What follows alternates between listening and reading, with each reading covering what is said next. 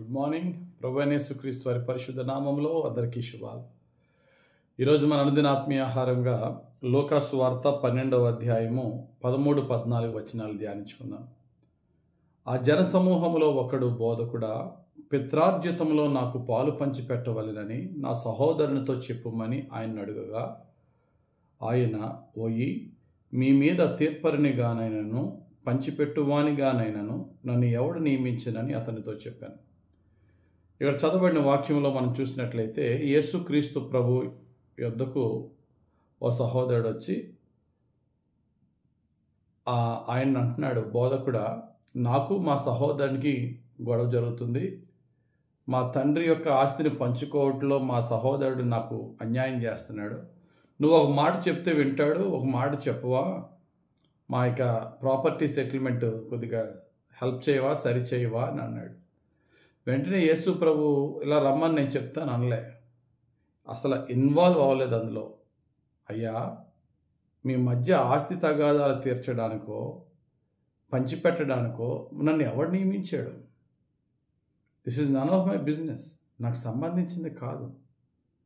మీరు దాని విషయంలో మీ ఇద్దరు సమాధాన పడడమో లేకపోతే దానికి పర్టికులర్గా నియమించిన అధికారి దగ్గరికి వెళ్ళి సెటిల్ చేసుకోవాలి తప్ప నాకు అవి సంబంధం లేదని చెప్పి యేసు ప్రభు ఇన్వాల్వ్ అవ్వలేదు. దీన్ని బట్టి మనం తెలుసుకోవాల్సిన పాఠం ఏంటంటే, ఎవరైనా మన దగ్గరికి వచ్చి హెల్ప్ అడిగితే అది మన పరిధిలో ఉందా లేదా చెక్ చేసుకుని, దీన్ని ఇటువంటి పనులు చేయడానికి వేరే వారు ఉన్నప్పుడు నేను ఎందుకు ఇన్వాల్వ్ అవ్వాలి అనే ఆలోచన మనం కలిగి ఉండాలి. ఎవడో సహాయం అడిగాడని చెప్పేసి వెళ్ళిపోవడం అనేది బుద్ధిమంతుని లక్షణం కాదు. బుద్ధి శూన్యం కలిగిన వాడు చేస్తే పని. యేసు ప్రభుని చూసి నేర్చుకోవాలి మనం. ఎంత మంచిగా న్యాయం చేసినా ఒకడికి న్యాయం జరుగుతుంది, ఇంకొకటికి న్యాయమే జరుగుతుంది, కానీ అది వాడికి నష్టం కలిగినప్పుడు ఇది న్యాయం అనుకోడు. వాడు అనవసరంగా వాడికి శత్రువు అవుతాం మనం. మోషే చూడండి, ఇశ్రాయేలీయుడికి ఐగుప్తీయుడికి దెబ్బలాట జరిగితే ఇశ్రాయేలుడు పక్షముగా వెళ్ళి ఆ దెబ్బలాట ఆపుచేయడం మానేసి ఐగుప్తుని చంపేసి మర్డర్ అయిపోయాడు అనవసరంగా. నిజంగా దెబ్బలాడిన ఇశ్రాయేలుడు బాగానే ఉన్నాడు. మరుసటి రోజున ఇద్దరు ఇశ్రాయేళ్ళ మధ్య మరలా దెబ్బలాట జరిగితే మళ్ళీ ఇన్వాల్వ్ అయ్యాడు.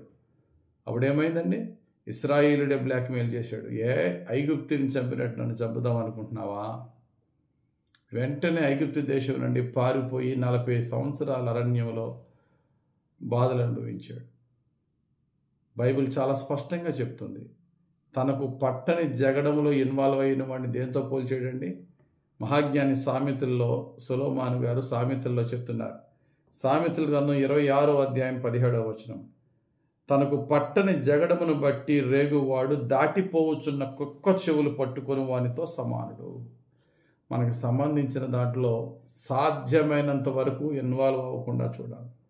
అనయ్య నువ్వే చేయాలా, అక్క నువ్వే అన్నీ చూసేదాను, నువ్వే చేయాలన్నప్పుడు కూడా దేవుడిని అడగాలి, ప్రభువా నా పరిమితికి మించి నేను మాట్లాడుతున్నానా?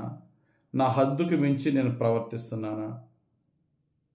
నేను ఇన్వాల్వ్ కాని దాంట్లో ఏదన్నా ఒక మాటలో కానీ క్రియలో కానీ ఇన్వాల్వ్ అవ్వకుండా నన్ను ముందే రక్షించు ప్రభు అని దేవుడిని అడుగుదాం. సహాయమే కదా అని ఎవరన్నా అడిగినప్పుడు ముందుకు వెళ్ళాము అంటే చివరికి ఎంతో మనం నష్టపోయే పరిస్థితి ఉంటుంది. ఇక్కడ యేసు ప్రభుని చూసి నేర్చుకోవాలి. అది వెంటనే అంటాడు యేసు ప్రభు, ఓయి మీ మీద తీర్పరిని గాను పంచిపెట్టువాని గాను నన్ను ఎవడు నియమించాను? ఇది నాకు సంబంధించింది కాదు కదా అన్నాడు.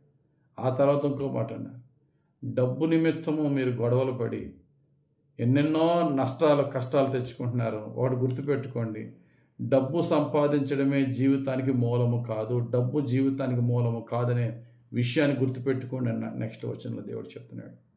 కాబట్టి ఈ మాటలు ఈరోజు మన అనుదిన ఆత్మీయ ఆహారంగా మనం తీసుకుని, ముఖ్యంగా మనకు సంబంధించిన విషయాలు ఎన్నో ఉన్నాయి. పోలీస్ స్టేషన్లు, కోర్టులు, లేక ఇంకా వేరే వేరే డిపార్ట్మెంట్స్ చేసే వాటిలో మనం ఇన్వాల్వ్ అవ్వద్దు. సాధ్యమైనంత వరకు అందరితో సమాధానంగా ఉందాం. మన మాట విన్నప్పుడు మన పరిధి దాటి మనం ఇన్వాల్వ్ అవ్వద్దు. డబ్బు విషయంలో జాగ్రత్తగా ఉందాం. డబ్బే మన జీవితానికి మూలము కాదు కనుక డబ్బు కంటే గొప్పది ప్రేమ, అనురాగాలు, పవిత్రత, పరిశుద్ధత. ఈ వాక్యాలు ధ్యానించి మన జీవితాల్ని సరిచేసుకుంటూ దేవుడిచ్చిన మేలుకొల్పు మాటగా మన సమస్త రిలేషన్స్లో, మన ప్రవర్తనలో దేవునికి ప్రీతికరంగా మన జీవితాన్ని కట్టుకుందాం. దేవుడు తన పరిశుద్ధ వాక్యం మన జీవితంలో నెరవేర్చునుగాక. ఆమేన్. మహిమగల తండ్రి, దయగలిగిన ప్రభు, కృపగల దేవ, సాతానుడు మమ్మల్ని రకరకాలుగా చిక్కుల్లో పడేయడానికి ట్రై చేస్తూ ఉంటున్నప్పుడు, రకరకాల మనుషులతో మమ్మల్ని శోధించడానికి వాడు ప్రయత్నిస్తున్నప్పుడు, ప్రార్థనాపూర్వకంగా ఎంతవరకు మాట్లాడాలో, ఎంతవరకు చేయాలో అంతవరకే మా పరిధిలో ఉండే భాగ్యము దయచేయండి.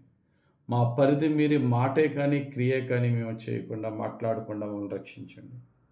డబ్బు నిమిత్తము తండ్రి నీతి తప్పకుండా, ప్రేమను రాగాలు కోల్పోకుండా, ప్రేమతో సహవాసము, మనుషులకు విలువిచ్చి డబ్బు కంటే దేవునికి మనుషులకి విలువిచ్చే జీవితం మాకు దయచేయండి తండ్రి. నీ పరిశుద్ధాత్మతో నీకు ప్రీతికరంగా మమ్మల్ని జీవింపచేయమని, మా అనుదిన జీవితంలో పొరపాటున కూడా మా పరిధి దాటకుండా మమ్మల్ని నీవే రక్షించి కాపాడమని యేసుక్రీస్తు వారి పరిశుద్ధ నామంలో ప్రార్థించి వేడుకొనుచున్నాము తండ్రి. ఆమేన్. తండ్రి యొక్కయు, కుమారుని యొక్కయు, పరిశుద్ధాత్మ దేవుని నడిపింపు మనకిచ్చి, ప్రభు అయిన యేసయ్య మార్గంలోనే పరిశుద్ధాత్ముడు మనల్ని నడిపించి దీవించును గాక. ఆమేన్. God bless you. Have a very blessed day.